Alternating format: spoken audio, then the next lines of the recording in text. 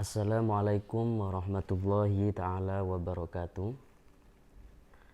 Alhamdulillahi wa kafa wa salatu wassalamu ala sayyidina Muhammadinil Mustafa wa ala alihi wa sahbihi ahli sidqi wal wafa.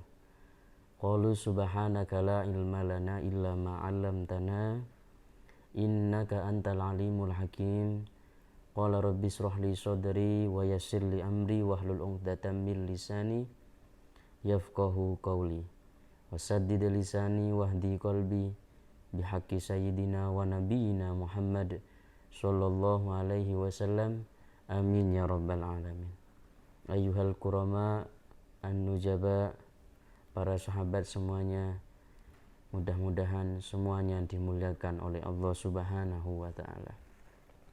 Kita akan melanjutkan ngaji kita yang bersama-sama, yakni adalah tentang sejarah Nabi dalam kitab Az-Zakhair Al-Muhammadiyah karya Sayyid Muhammad bin Alawi bin Abbas Al-Maliki Makkah, yakni tentang hawa dinuhu wa muradi'uhu sallallahu alaihi wasallam, yakni perempuan atau wanita-wanita mulia yang pernah menyusui Kanjeng Nabi Muhammad sallallahu alaihi wasallam. Awwalu man arda'ahu sallallahu alaihi wasallam ummuhu as-sayyidah Aminah az-Zuhriyah. Yang pertama kali yang memberikan ASI yakni adalah ibu kandung beliau yang bernama Sayyidah Aminah Az-Zuhriyah. Ini ibu beliau adalah wanita yang mulia di sisi Allah Subhanahu wa taala. Yang kedua, summa arda'athu Suwaibah al-Aslamiyah ayyaman. Kemudian pernah juga beliau dirodok, diberikan ASI oleh Suwaibah Aslamiyah. Itu pun hanya beberapa hari saja. Suwaibah Aslamiyah ini adalah budak daripada paman Kanjeng Nabi, yakni budaknya Abu Lahab.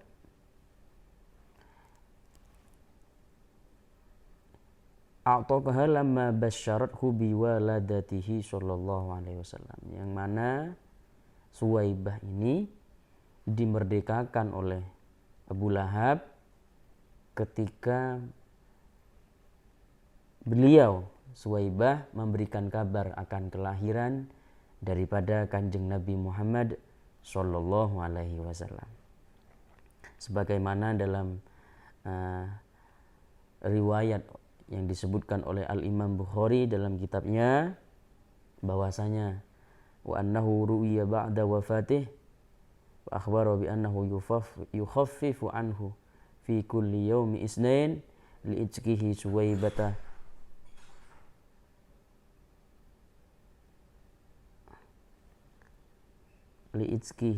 Suwaibata farhan bi wiladati Rasulillah sallallahu alaihi wasallam, yang mana setelah wanita mulia yang bernama Suwaibah ini memberikan kabar gembira akan kelahiran daripada Kanjeng Nabi Muhammad, ponaan daripada Abu Lahab, beliau dimerdekakan oleh Abu Lahab. Maka dalam riwayat ditampakkan setelah Abu Lahab ini mati, yang mana kita tahu bahwasanya Abu Lahab ini adalah kafir, mati dalam keadaan kafir, membenci Kanjeng Nabi, memusuhi Kanjeng Nabi. Tapi dalam riwayat disebutkan dalam hadis yang sahih yang diriwayatkan oleh Al-Imam Bukhari, ketika Abu Lahab ini sudah wafat, ditampakkan dalam mimpi bahwasannya Abu Lahab ini setiap hari Senin siksanya diringankan oleh Allah Subhanahu wa taala. Kalau gampangnya siksaannya libur setiap hari Senin. Kenapa? Farhan biwiladati Rasulillah, karena disebabkan gembira, senang akan kelahiran Nabi Muhammad sallallahu alaihi wasallam. Ini orang kafir yang senang kepada Kanjeng Nabi Muhammad. Lalu bagaimana kita sebagai umatnya Kanjeng Nabi, sebagai orang yang iman kepada Kanjeng Nabi, walaupun belum pernah ketemu sama Kanjeng Nabi, yang selalu bersolawat kepada Kanjeng Nabi, tidak mungkin atas izin Allah, syafaat Kanjeng Nabi Muhammad, kita dimasukkan dalam nerakanya Allah. Tidak akan. Insya Allah saya yakin akan dimasukkan dalam surganya Allah Subhanahu wa ta'ala. Dalam catatan senang kepada Kanjeng Nabi Muhammad Sallallahu alaihi wasallam. Oleh karenanya di bulan yang mulia ini, di bulan kelahiran beliau, ayo gembira, senang, maafkan siapapun yang pernah menyakiti kamu, karena hormat, ta'zim kepada Kanjeng Nabi Muhammad Sallallahu alaihi wasallam. Ayolah hibah, kita lanjutkan. Jadi yang kedua adalah Suwaibah al-Aslamiyah. Yang ketiga, summa arda'athu Halimah binti Abi Dzu'aib as-Sa'diyah. Wanita mulia yang ketiga yang pernah menjadi ibu rodok, ibu susunnya Kanjeng Nabi adalah Sayyidah Halimah binti Abi Dzu'aib as-Sa'diyah, atau yang kita kenal Halimatus Sa'diyah. Sayyidah Halimatus Sa'diyah. Jadi ini perempuan yang ketiga. Bahkan yakni Sayyidah Halimatus Sa'diyah fa akhadathu ma'aha ila biladiha wara at-Taif fi Bani Sa'ad. Kan Sayyidah Halimah membawa Kanjeng Nabi kepada negaranya, dibawa ke negaranya di belakang kota Taif di Bani Najjar, di Bani Sa'ad. Bahkan disebutkan wa qama indaha fi Bani Sa'ad arba'ata a'wam 'ala sahih. Fanalat bi radaihi khairan katsira. Bahkan disebutkan Kanjeng Nabi dirawat oleh Sayyidah Halimatu As-Sa'diyah selama 4 tahun lamanya. Bahkan Sayyidah Halimah ini disebutkan dalam riwayat ketika merawat Kanjeng Nabi, menyusoni Kanjeng Nabi, merodok Kanjeng Nabi, ini beliau nalat khairan katsiran, mendapatkan kebaikan yang sangat banyak sekali. Bagaimana fa ayya khairun min sa'ati rizq wa ragatil aish, kata Said Muhammad, kebaikan yang banyak dari luasnya rezeki dan kehidupan yang luar biasa enaknya. Al-Kisah ayolah hibail kiram, dulu Sayyidah Halimatus Sa'diyah ini ketika mencari anak untuk disusoni, untuk dirodok, beliau ketika sampai di kota Mekah tidak menemukan bayi, karena bayi yang lain sudah diambil oleh orang lain untuk untuk dirodok, karena dengan itu dia dapat bayaran. Jadi yang lain sudah pada ngambil, cuma satu yang belum diambil, bayi yang mulia, yakni bayi daripada Kanjeng Nabi Muhammad Sallallahu alaihi wasallam. Ini takdir Allah, ini Allah yang mentakdirkan. Akhirnya kenapa takdirkan kepada Sayyidah Halimah? Singkat cerita, waktu itu Sayyidah Halimah adalah, gampangnya adalah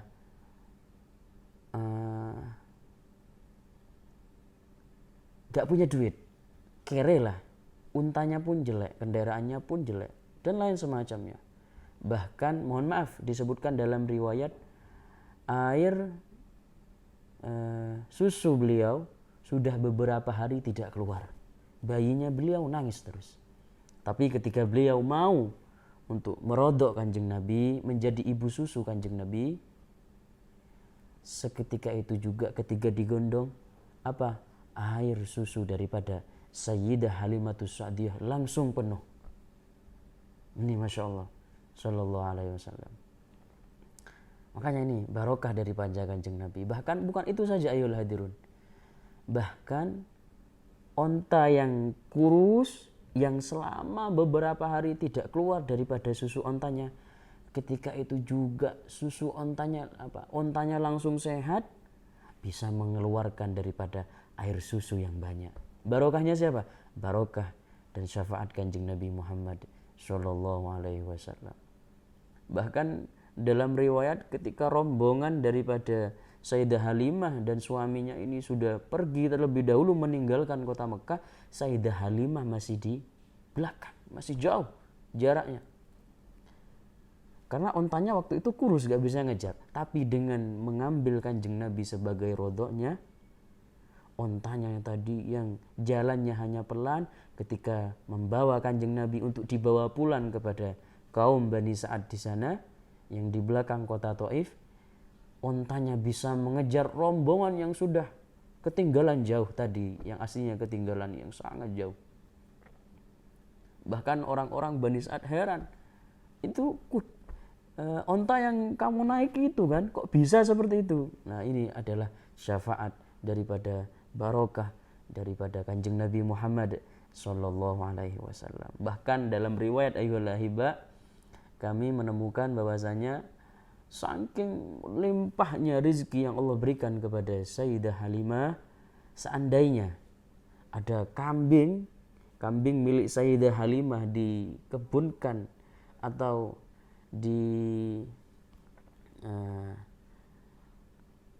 apa kalau bahasa anunya ya,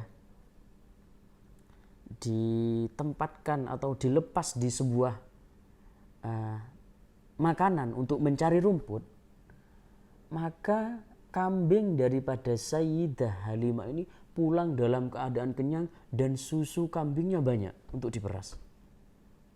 Bahkan orang-orang daripada kaum Bani Sa'ad itu sampai heran, ini kambing daripada Sayyidah Halimah kok pintar cari makan. Bahkan mereka di mana Sayyidah Halimah meletakkan kambingnya untuk mencari makan, mereka kaum Bani Sa'ad juga meletakkan kambingnya di sana. Karena tadi barokah dan syafaat Kanjeng Nabi Muhammad Sallallahu Alaihi Wasallam. Ayolah hiba, itu cerita singkat daripada Sayyidah Halimah As-Sa'diyah. Alhasil, yakni Kanjeng Nabi dikembalikan kepada keluarganya oleh Sayyidah Halimah, kepada ibunda beliau Sayyidah Aminah, ketika kejadian syaqqus sodri, pembelahan dada, yakni ketika beliau berumur 5 tahun. Ayolah hibba'il kiram, kita lanjutkan.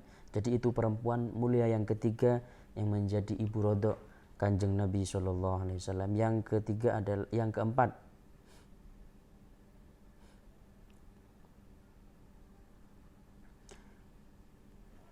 wahadonathu Sallallahu Alaihi Wasallam aidan Ummu Aiman Barokah Al-Habsyiyah, dan juga yang merawat Kanjeng Nabi, yakni juga adalah Sayyidah Ummu Aiman Barokah Al-Habsyiyah, yang mana Sayyidah Ummu Aiman ini setelah besar ini dimerdekakan oleh Kanjeng Nabi. Bahkan Ummu Aiman ini ketika sudah menjelang masa dewasa siap untuk menikah, dinikahkan kepada anak angkatnya Kanjeng Nabi, yakni adalah sahabat Zaid bin Harisah. Wallahu alam, itu adalah 4 dari perempuan mulia yang pernah menjadi ibu rodok dan yang merawat Kanjeng Nabi Sallallahu Alaihi Wasallam. Mudah-mudahan kita semua mendapatkan kemuliaan daripada Kanjeng Nabi Muhammad, mendapatkan syafaat Nabi Muhammad, mendapatkan barokah Kanjeng Nabi Muhammad sallallahu alaihi wasallam. Demikian yang dapat kami sampaikan. Wal afu minkum. Assalamualaikum warahmatullahi taala wabarakatuh.